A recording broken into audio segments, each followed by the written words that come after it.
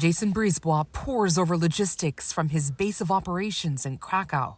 We were bounced around between 3 different airports and 5 different air carriers to get this, to make this a reality. Brisebois is part of a complicated operation to get children sick with cancer safely out of Ukraine and into Canadian hospitals. Yesterday, after 10 days of careful planning, this flight left Poland and delivered 2 patients and their families to Toronto. When we informed them that they were going to Canada, the families both burst into tears of joy that they were going someplace that they knew was safe. The Russian invasion of Ukraine put a stop to life-saving treatment for hundreds of cancer patients, including children. Most of these kids are in a life-threatening situation, and any kind of delay of the treatment is very bad for them. Making matters worse, the World Health Organization says Russia has attacked 43 healthcare facilities since the start of the war, including this cancer clinic. Even though they've only managed to move 2 patients so far, organizers are thrilled. We're proving that it can be done, and we're establishing a pathway and a process. A process they hope to streamline as more Canadian hospitals step forward to welcome more patients to get the treatment they can no longer get at home. Being safe is a concept that we take for granted in the West, and you're never more aware of that than when you stare into the eyes of a child who's had to leave a war zone like that, with nothing and very little hope for the future. And with that, I'm good. What's the latest on your end? he's off to arrange a more hopeful future for more children. Katie Nicholson, CBC News, Toronto. Hi, you're watching special coverage of Russia's war on Ukraine here on Power and Politics. I'm Vashi Kapelos, and tonight I'm in Rzeszów, Poland, about an hour away from the Ukrainian border.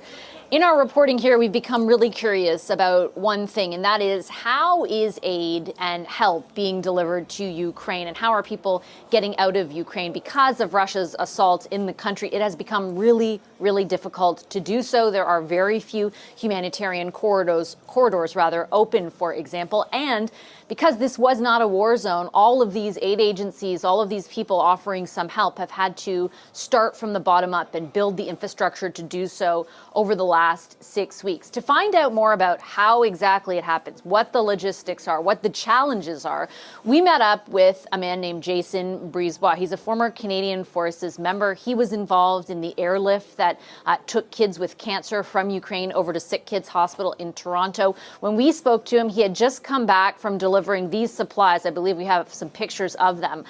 Supplies to a children's hospital in Ukraine and coming back to the other side, to the Polish side. As I said, we met up with him at the border to find out more about how exactly that can even happen in the middle of a war.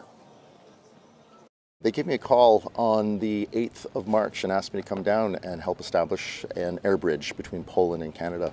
And 48 hours later, I was on the ground in Krakow. In layman's terms, what's an air bridge? An air bridge is providing flight resources between Poland and Canada, being able to fly patients, the children with cancer, from Poland to Canada. And you were involved with that. Yes. Tell me a bit about what that was like. That was one of the most complicated logistical operations I've ever been part of. It was a huge effort, and none of it would have been possible without the team from Redicals backing me up.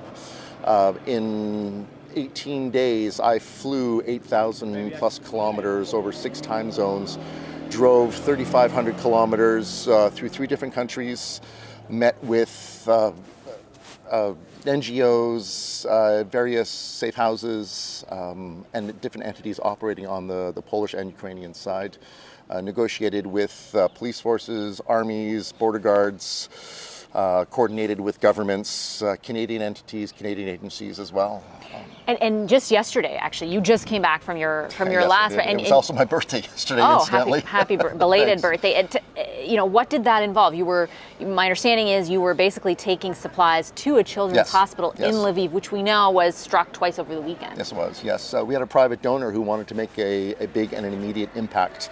And so he purchased a number of medical supplies for a children's hospital in Lviv, and we were able to work together to get them across the border.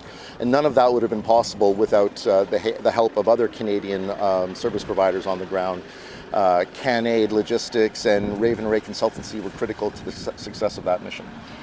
If you could describe for us, I mean, you've explained how complicated it is, but for us who have not been in a conflict zone, for the viewers at home, like, what did yesterday involve? Like, how does it typically roll out? Yesterday involved getting across the border, which is probably the most challenging part of it. Obviously, Poland and Ukraine are very concerned with who and what is moving across the border right now. There are people out there who want to take advantage of situations like this. So they're at a very, very heightened level of security at the borders. So getting across the border was about an hour and a half, 2-hour process going in and coming out. Searches, checkpoints, passport checks, everything. Once we got across the border into Ukraine, then you're negotiating with the multiple checkpoints, army checkpoints along the way, again, controlling and regulating who and what is getting into a war zone. And you have been in other war zones. You have done this for a number of years. You have a background in the Canadian Forces. How does this conflict, this war, compare to your experiences in other places? That's a great question. This is pretty much on par for what happens from what I've experienced before. In Afghanistan, for example, we ran into moving around the city, getting aid in and out, doing our military operations was very much a very similar feel to this. And what about the logistics involved? You talked a little bit how complicated is this? Do you feel like it's more complicated than other places? Like, what's unique? It's more complicated right now because we're at the beginning of this conflict. As time goes on, as this is repeated over and over again, systems will be put in place, processes will be put in place to make it a smoother transition in and out. And do you feel like, is your sense after being here for more than 3 weeks that they are looking at a protracted war? I'm the last person to ask on this. That's more of a political, strategic question. I'm the guy on the ground just making things happen as best and as fast as we can. Let me rephrase the question. Okay. After being on the ground, is your sense that those services, that aid is going to be needed in the long run? I believe it will be, and I believe those services and those NGOs are prepared to be here as long as it takes. I know it's your job, but if I could ask you to kind of personally reflect a little bit on what you've seen. I mean, you have been up and close with kids who need help, who are sick, not just the ones that flew to Canada, but the ones who are going to be using the supplies that you essentially risked your life to get to them. Right. Why is it important to you? What is it like to see, I mean, at the heart of this war, like kids who are in trouble? It's heartbreaking. It's to see the families, to see the mothers coming out, single mothers, because all the fathers have to stay behind, coming out with their children, reducing their lives, their existences to a carry-on case of possessions. That's it. It's heartbreaking to see, and it's heartbreaking to see, to know what's happening in Europe. I mean, this has happened before. History is repeating itself, unfortunately. And the last 2 times this happened, it didn't end well for anyone. This is something that everyone should be concerned with. Is that a reality that you've seen up close too? The fact that at the end of the day, there is really no, quote unquote winner, right? Like we've already seen the death, we've already seen the destruction. It just keeps getting worse. It is, yeah. The only people, there are no winners in war. Everyone loses. And when you think about the role here of, people like you, but also private donations. Like, I think there's this sense of frustration among Canadians, like, how can we help? What can we do? Obviously, there's, public channels to go through, but there is a whole apparatus, it seems, from what I understand, right? There is, going yes. on behind the scenes that you're involved with. What would you tell Canadians about that? One of the things that I've encountered personally is a lot of my friends, a lot of my family friends and my circle have felt a sense of frustration about not being able to do enough.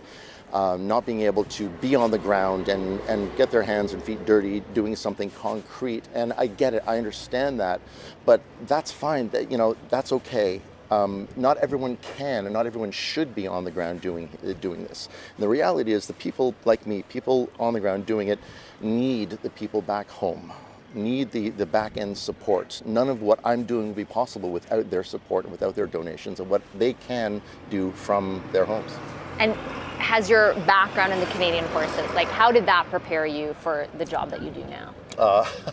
The training, the mindset, the ability to go into a conflict zone, the ability to pivot and change direction in any direction at a moment's notice is something that that we were trained to do, in my specific unit especially, to adapt and overcome and move forward with minimal resources, making the largest impact possible. Do you ever get nervous still doing something like this?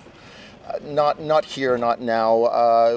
Everyone gets nervous. Everyone gets scared. Eventually, I don't think anyone who says otherwise is probably hiding something. But we all get nervous. We all get scared eventually.